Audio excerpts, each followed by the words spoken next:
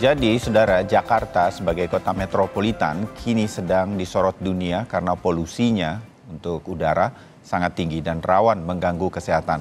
Pemerintah melalui Kementerian Lingkungan Hidup dan Kehutanan mengklaim polusi di ibu kota Jakarta ini terjadi paling besar karena pengaruh dari transportasi. Benarkah demikian? Kita segera bahas dengan Direktur Eksekutif Walhi Jakarta, Suci Fitria Tanjung, dan juga hadir Dr. Erlina Burhan, Ketua Pokja Infeksi Paru dari Perhimpunan Dokter Paru Indonesia. Bu Erlina, Mbak Suci, selamat pagi. Salam sehat. Selamat pagi. Ya, Selamat pagi, Mas ya, Bayu, Ibu Erlina, selamat pagi. ya. Bu Erlina dan juga Mbak Suci, kita juga sudah berupaya untuk mendapatkan narasumber dari Kementerian Lingkungan Hidup dan Kehutanan, tetapi belum mendapatkan tanggapan. Jadi kita berbincang bertiga dulu untuk situasi polusi Jakarta. Mbak Suci, kita seperti jalan di tempat. Ingatan saya membumbung mundur sekitar 1 tahun yang lalu kira-kira. eh, Walhi Jakarta bersama teman-teman yang lain yang peduli mengenai polusi di Jakarta yang waktu itu juga memprihatinkan, sudah menyatakan pemerintah Jakarta, Pemprov DKI harus berbuat, bahkan pemerintah pusat, Presiden dan Gubernur DKI Jakarta harus berbuat sesuatu. Sudah ada sesuatu yang bergerak dari saat itu, Mbak Suci? Ya, gugatan polusi udara itu dilayangkan sebenarnya tahun 2019, Mas Bayu dan Ya. teman-teman sekalian begitu. Tapi sebenarnya di awal-awal progresnya cukup baik. Kami merasa bahwa dalam proses sidang saja belum ada putusan pengadilan begitu, sudah ada instruksi Gubernur nomor 66 yang berisi beberapa instruksi-instruksi yang diberikan agar bisa ada tindakan cepat begitu. Nah, Hmm. kemudian putusan itu dimenangkan, tetapi kami melihat tidak ada follow up yang signifikan begitu dari instruksi itu. Dan Hmm. kemudian ada banding dari di tingkat pusat begitu, pemerintah pusat melakukan banding dan kita dimenangkan juga di tingkat banding dan hari ini masuk ke Mahkamah Agung. Jadi di dalam proses itu sebenarnya ada proses yang cukup lamban karena memang putusan tersebut terus mendapatkan perlawanan begitu dari pemerintah pusat khususnya. Tapi Hmm. di tingkat pemerintah di daerah juga terutama Jakarta, saya pikir tidak ada proyeksi ataupun tidak ada tindakan-tindakan yang efektif sampai hari ini karena terbukti masih sering sekali terjadi kejadian-kejadian polusi udara mencapai Iya. batas yang melebihi begitu dari baku mutu ambien. Iya, kalaupun upaya-upaya tersebut ada, tampaknya kurang karena kita melihat indeks udara kita selalu ada 138, bahkan kemarin 156 saja sebagai sebuah angka. Ini nomor 1 udara terburuk di dunia. Jadi ada yang belum bergerak. Saya menyebutnya seperti jalan di tempat begitu.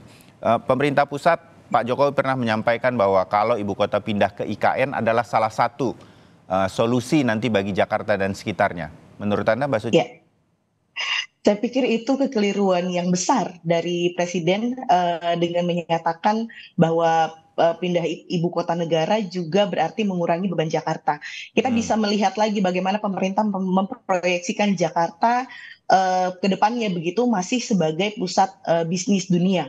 Kota Ya. bisnis dunia yang itu juga berarti ada wilayah-wilayah yang lain seperti Banten dan juga beberapa kota yang masuk ke dalam Jawa Barat yang menjadi wilayah penyangganya yang juga pasti akan terus bergerak dari mulai infrastruktur maupun pergerakan mobilisasi manusia dan kendaraan tentunya dan juga pembangunan infrastruktur untuk kebutuhan-kebutuhan menjadikan Jakarta sebagai kota bisnis dunia. Saya pikir Hmm. tidak saja melihat bahwa ada jutaan orang yang akan pindah, tetapi proyeksi tersebut itu saya pikir belum mengarah pada pemulihan Jakarta, terutama berkaitan dengan kualitas udara.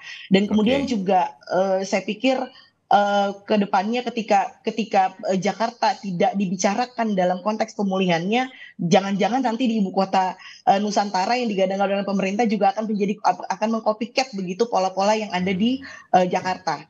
Begitu Mas Bayu. Ya, kita titik dulu sampai di sini atau koma karena nanti saya akan menyambung lagi. Saya pindah dulu ke Ibu Erlina.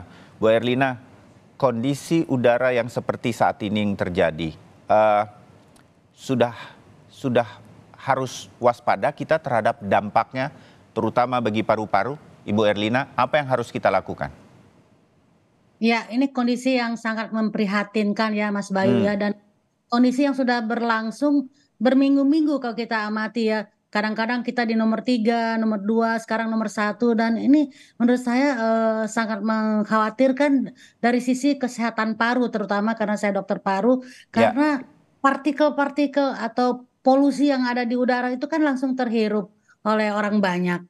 Ya, dan ini kita tahu partikel-partikel itu banyak mengandung zat-zat yang berbahaya, terutama kalau yang PM2.5, artinya yang partikel yang sangat halus, ukurannya sangat kecil, yang bahkan saluran pernafasan pun tidak bisa menyaringnya, sehingga dia bisa langsung masuk ke alveoli, alveoli yang ada di paru, hmm, dan sepanjang masuknya itu juga akan melakukan iritasi sepanjang saluran nafas, sehingga membuat itu bisa jadi orang batuk-batuk, bersin-bersin, bahkan kemudian juga jadi ispa dan lain sebagainya. Sementara itu jaringan paru sendiri pun akan terdampak, sehingga kemampuan paru juga untuk mengeluarkan CO2 atau hmm. menghirup oksigen dengan optimal itu tidak terjadi dengan baik. Jadi ini sesuatu yang mengkhawatirkan. Jadi saya kira banyak yang harus kita kerjakan, baik dari sisi pemerintah maupun dari sisi masyarakat sendiri. Ya. Karena kita bertanggung jawab untuk kesehatan kita, ayo kita berusaha, tapi walaupun amanat undang-undang kan pemerintah juga punya tanggung jawab. Iya, Bu Erlina, saya masih sedikit mengenai dampak kesehatan. Kalau kita melihat mengakses berbagai informasi mengenai kualitas udara, nanti ada kata-kata kira-kira begini, persisnya mungkin pemirsa Sapa Indonesia Pagi bisa melihatnya langsung. Udara kualitasnya buruk dan sensitif terhadap dan punya pengaruh terhadap orang-orang yang sensitif. Itu maksudnya apa, Ibu Erlina? Siapa yang dimaksud sensitif? Apa itu? Ya, baik. Jadi zat-zat yang berbahaya tersebut yang ada dalam polusi, itu saya katakan tadi kan mudah sekali menimbulkan iritasi atau inflamasi Hmm, peradangan pada kelompok-kelompok tertentu. Nah, siapa kelompok tertentu? Pertama, bayi, hmm, anak kecil atau ya katakanlah balita, karena memang pertahanan saluran nafas mereka itu belum terbentuk secara sempurna. Jadi mudah sekali terjadi iritasi, bahkan kemudian bisa masuk juga kuman dan infeksi lainnya. Itu kelompok yang pertama. Kelompok selanjutnya adalah orang-orang tua. Para lansia ini juga kemampuan pertahanan respirasinya juga kurang. hmm. Dan kelompok berikutnya orang-orang yang usia berapapun tapi punya faktor alergi, terutama alergi terhadap debu, ya. Hmm. Dan siapa lagi adalah kelompok-kelompok yang punya komorbid, apakah itu punya asma, punya penyakit PPOK, apalagi banyak asma sekarang ini pencetusnya adalah udara yang kotor atau debu. Nah, ini Ya, saja membuat kelompok-kelompok ini kalau terpapar dan menimbulkan dampak seperti iritasi, ispa, bronkitis, asmanya jadi kumat atau eksaserbasi atau lain-lain, yang ini akan menimbulkan kualitas hidupnya akan berkurang. hmm. Kemampuan Akibat, paru-parunya itu tadi juga berkurang, fungsi ya, parunya berkurang. baik, Jadi ini tentu saja tidak baik ya. ya, Dan bukan hanya paru saja loh, saya ingin ingatkan hmm. bahwa PM2.5 itu juga bisa masuk ke pembuluh darah dan menimbulkan kelainan pembuluh darah, sumbatan, atau bisa serangan jantung, bisa stroke. Dan ini kalau kelainan ini agak susah untuk kembali normal. Berbeda dengan kalau Oh, sekedar iritasi, ispa itu bisa kembali normal ya.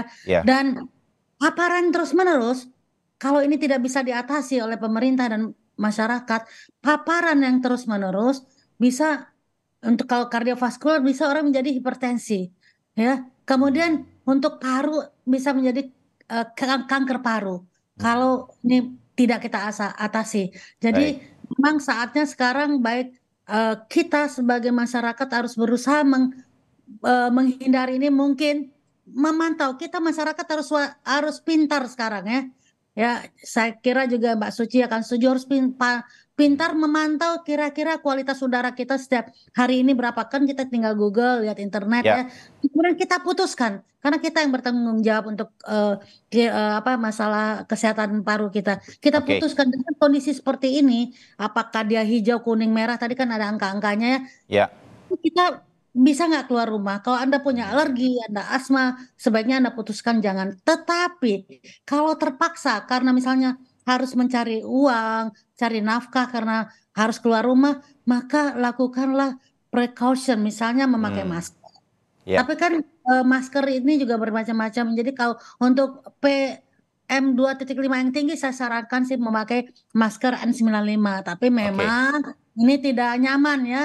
Ya, Ini biasa kita pakai di rumah sakit ya. baik Ibu Erlina.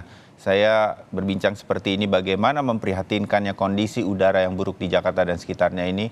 Kita jadi ingat COVID lagi, mumpung Ibu Erlina juga ada di sini. Tapi saya pindah dulu ke Mbak Suci. Mbak Suci, KLHK bilang transportasi yang paling besar.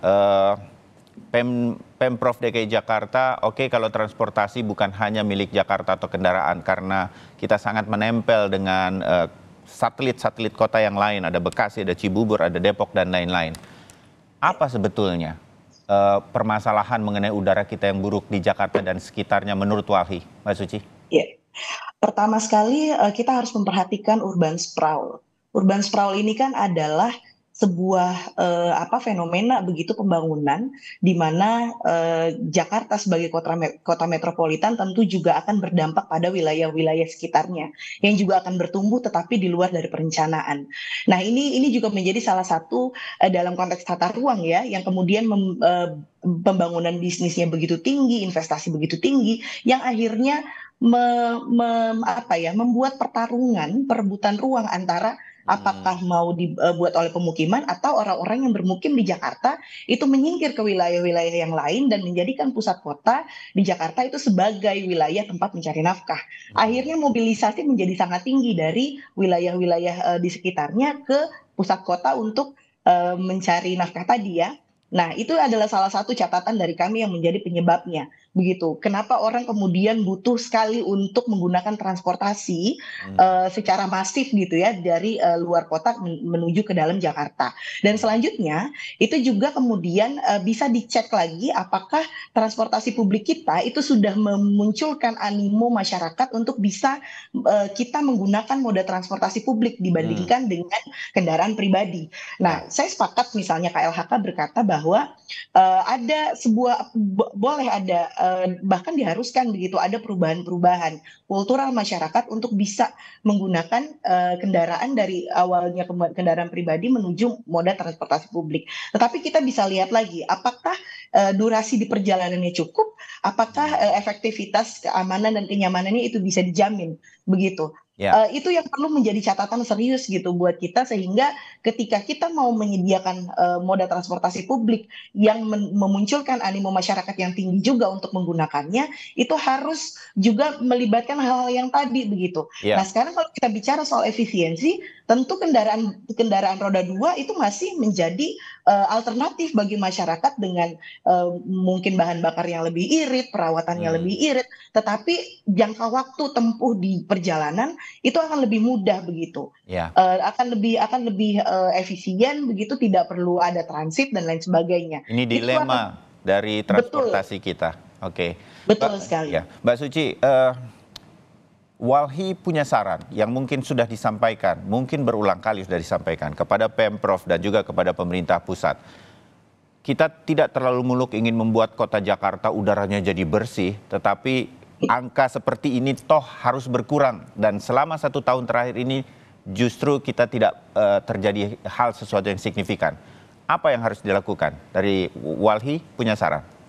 Kami punya 2 tawaran sebenarnya. Pertama adalah membangun Jakarta dengan prinsip-prinsip yang disebut sebagai kota berorientasi transit, pembangunan berorientasi transit. Jadi kalau kita misalnya mau membandingkan, saya mau mengikuti KLHK lah, berbicara membanding-bandingkan gitu dengan kota-kota di Eropa. Ya. Bayangkan misalnya ketika kita dari keluar dari rumah, first mile-nya itu sudah ketemu sama transportasi publik. Begitu. Nah, sementara kita sendiri untuk tinggal di wilayah-wilayah dengan strategis yang mudah mengakses transportasi publik, itu sangat mahal harganya. Itu dalam kondisi harga sewa dan lain sebagainya ya. Itu sulit untuk bisa kita tinggal di wilayah-wilayah itu. Nah, akhirnya memang perlu ada satu strategi untuk membangun Jakarta sebagai kota yang berorientasi transit dan kemudian juga itu sangat bisa membuat semacam one stop apa ya, satu tempat yang bisa banyak mengakses banyak tempat. Nah, itu yang tidak terjadi. Misalnya juga dalam konteks trayek rute busway misalnya, itu juga hari ini masih banyak persoalan. Jadi Ya, banyak sekali yang perlu dibenahi begitu dalam konteks Jakarta. Nah, yang kedua, tawaran kami adalah sinergisitas antar kementerian, antar daerah. Nah, ini juga menjadi satu catatan penting begitu. Jadi strategi di Jakarta bagaimana juga bisa bersinergi dengan wilayah-wilayah yang lain yang ada di Jawa Barat dan juga Banten.